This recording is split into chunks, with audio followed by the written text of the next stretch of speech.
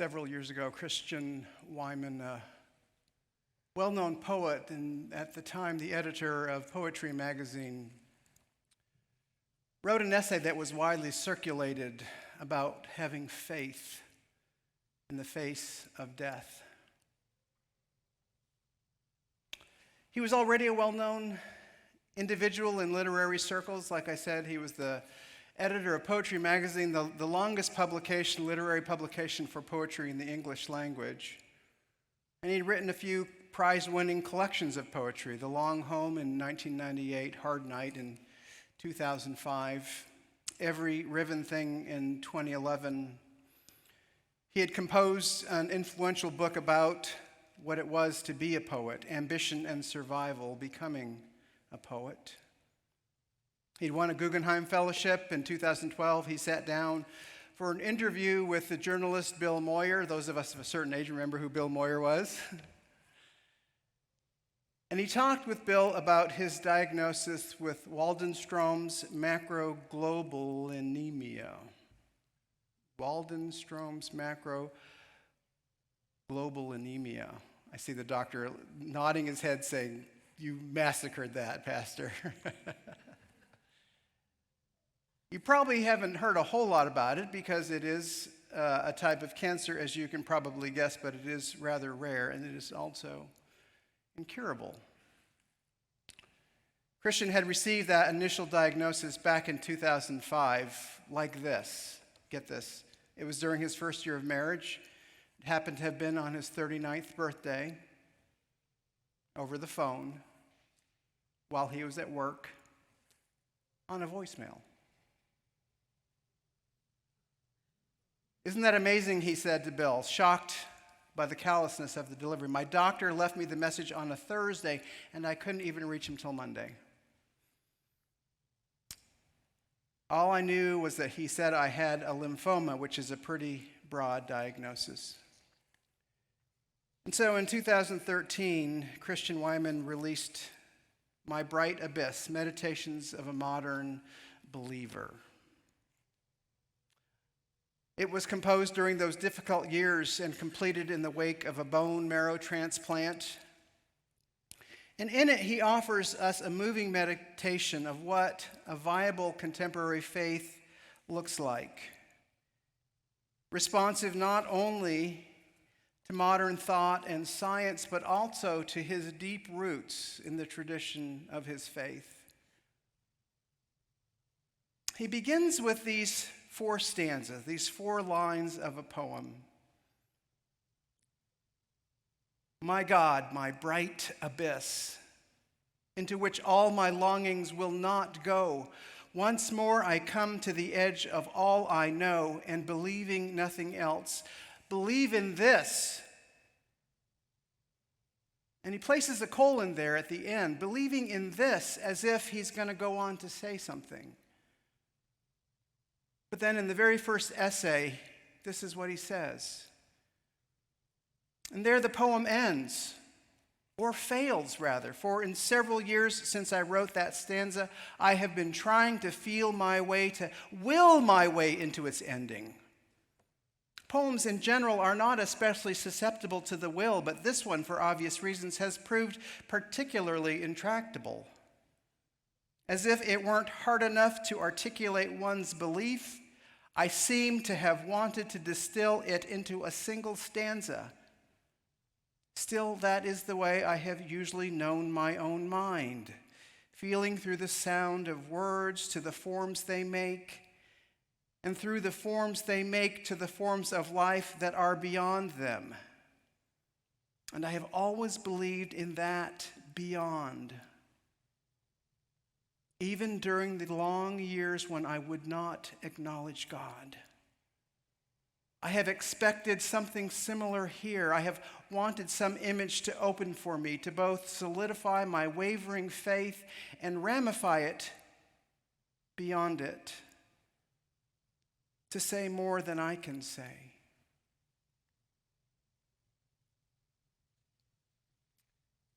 Christian Wyman's uncertainty in the faith in the face of an unknown future is the epitome of the human condition, is it not?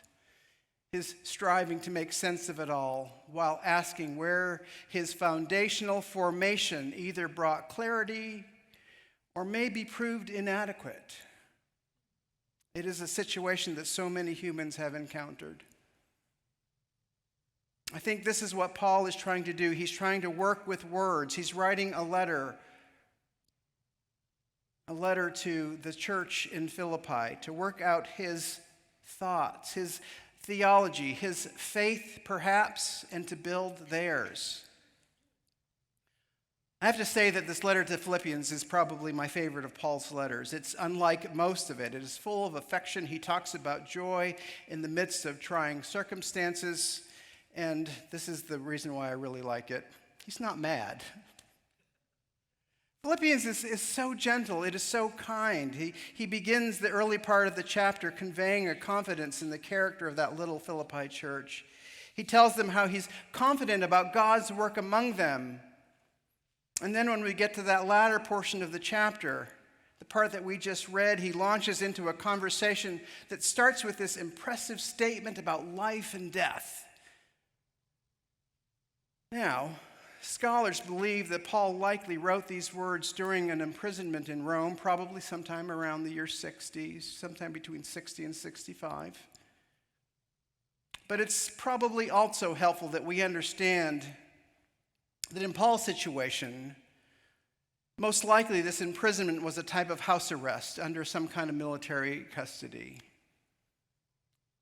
This would have allowed him to have the kind of privileges that permitted him to have visits from Timothy, who he has said this letter is from as well. But it's not clear whether Paul's theological reflections are a response to an imminence of death, whether there was a potential outcome, whether that was a potential outcome from this predicament. It's surely possible his death in Rome would be recorded a few years later. But whatever the case, in our reading, Paul offers this stirring examination of faith and the value of death. And this leads him to make this profound appeal to the congregation to suffer for Christ. The passage will be followed by that famous Christological hymn in chapter 2, celebrating Christ's humility. But that's next week. Today we start our reading with these sentences. For me, living is Christ and dying is gain. If I am to live in the flesh, that means fruitful labor for me. I'm going to work while I'm alive. And I do not know which I prefer. I am pressed between the two. My desire is to depart and to be with Christ, for that is far better. You've heard people make these kind of statements before. I'd rather just go and live with Christ. When we hear this from Paul or anyone else, we wonder about this kind of religious zeal. We look at that person as if they're maybe a little strange. Isn't that kind of over the top? In hearing such a statement, some might be impressed by Paul's religious enthusiasm, but others, maybe I'm in that boat. We might be a little uncomfortable.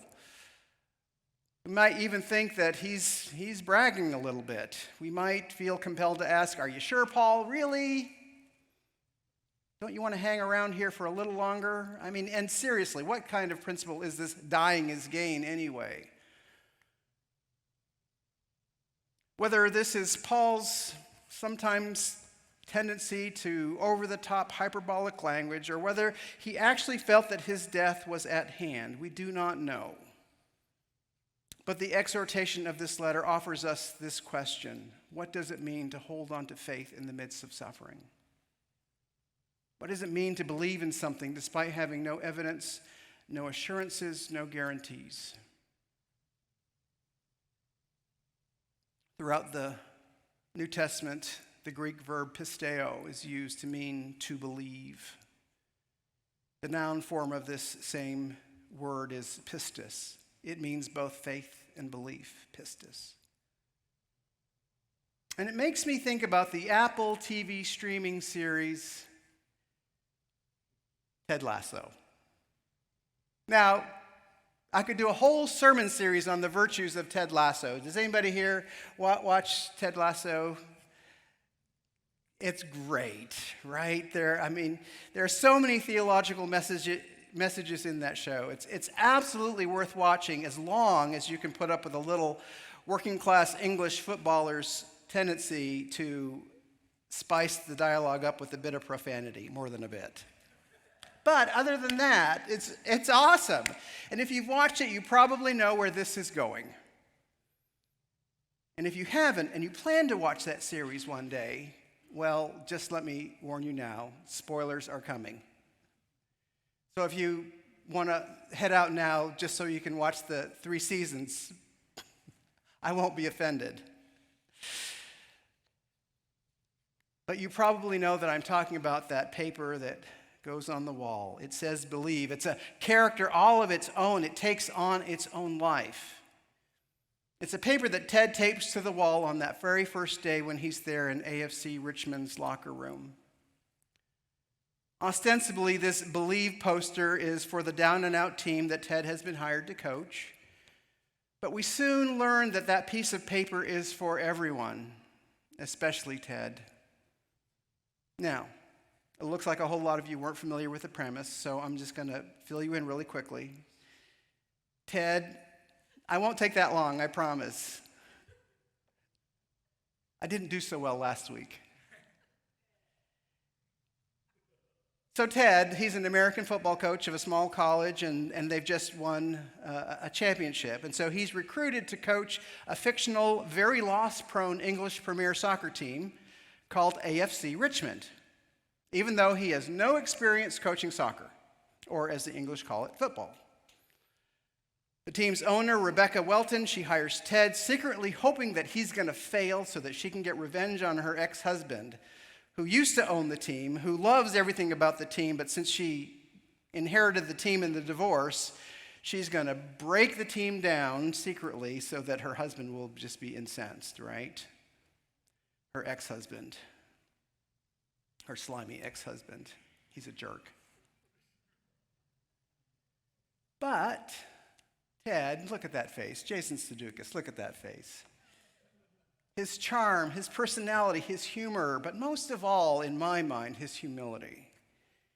It wins over everyone, Rebecca, the team, all those who had been skeptical about his hiring. But as the season progresses, we learn that Ted too is suffering. We learn that he's taken the job because his marriage is crumbling. He's put 4,500 miles between him and his wife to give her space. That's a lot of space. Even though it means being separated from his 8-year-old son, Henry. And we see Ted's grief every night when he goes home alone to his small London flat. He has a self-imposed exile to England, and he is in his own kind of prison. And so that poster, that believe becomes a mantra, a touchstone, and eventually even a talisman for everyone. But that's getting a little ahead of the story.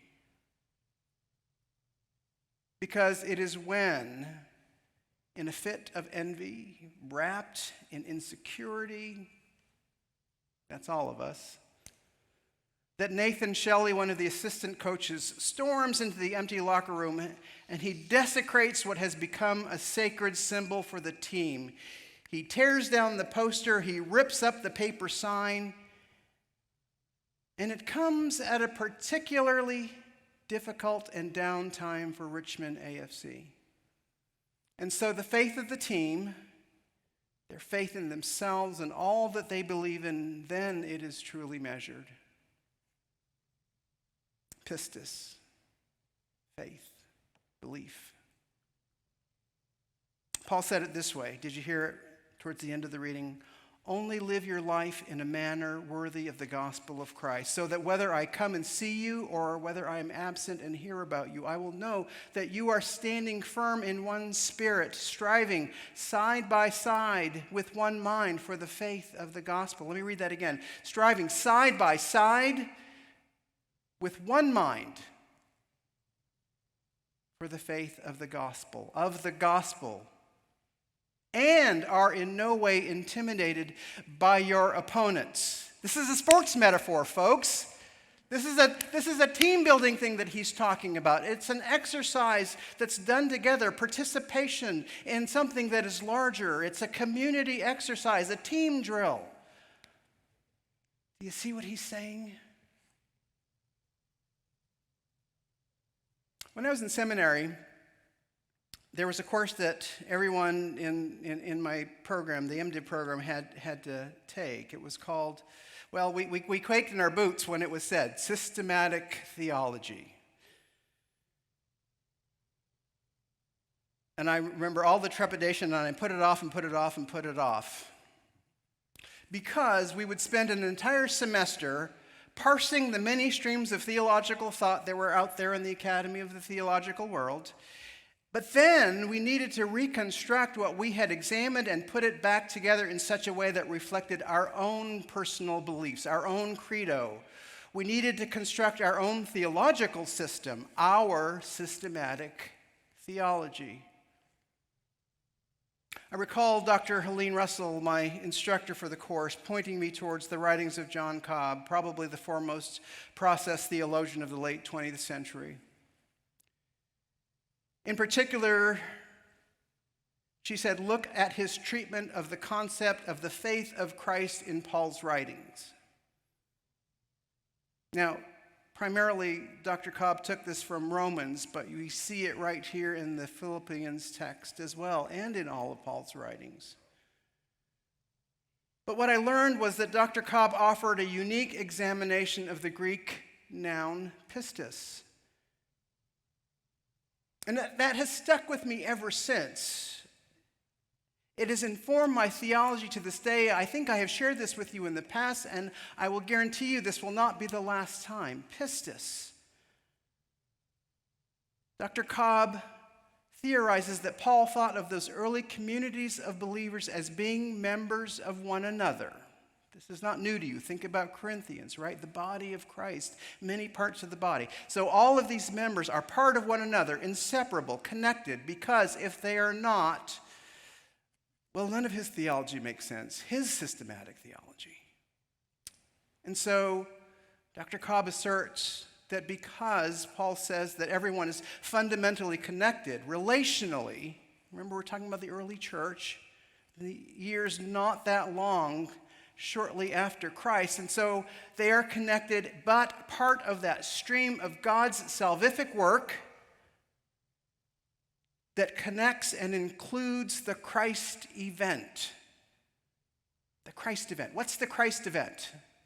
The Christ event, it is the resurrection. Yes, thank you for shouting that out, but it is the whole of it that culminates with the resurrection. It is the birth, it is the ministry, it is the life, it is the death,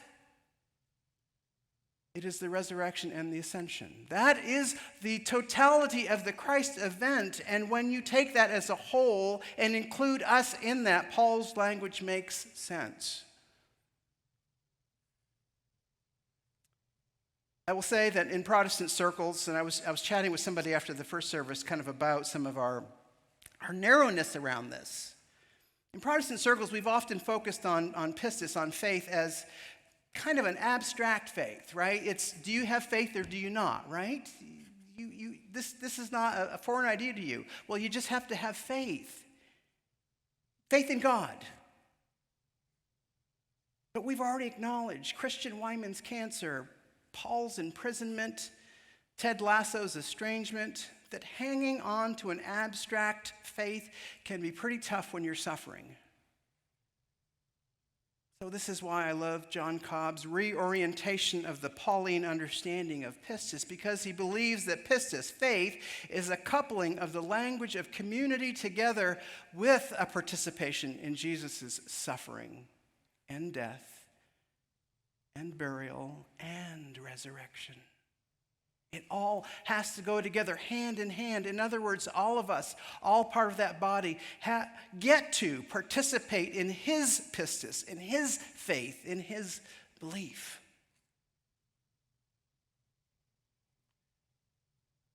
Let me quote Dr. Cobb directly.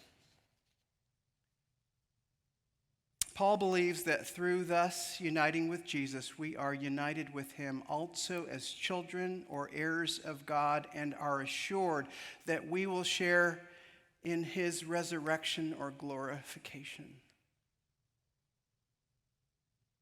Death as gain. Faith as a shared participation. We do this together as a whole, as a community, as a shared exercise. And I find that understanding amazing. I find it wonderful. I find it encouraging because I don't have to do it alone. I get to do it with all of you and with Christ.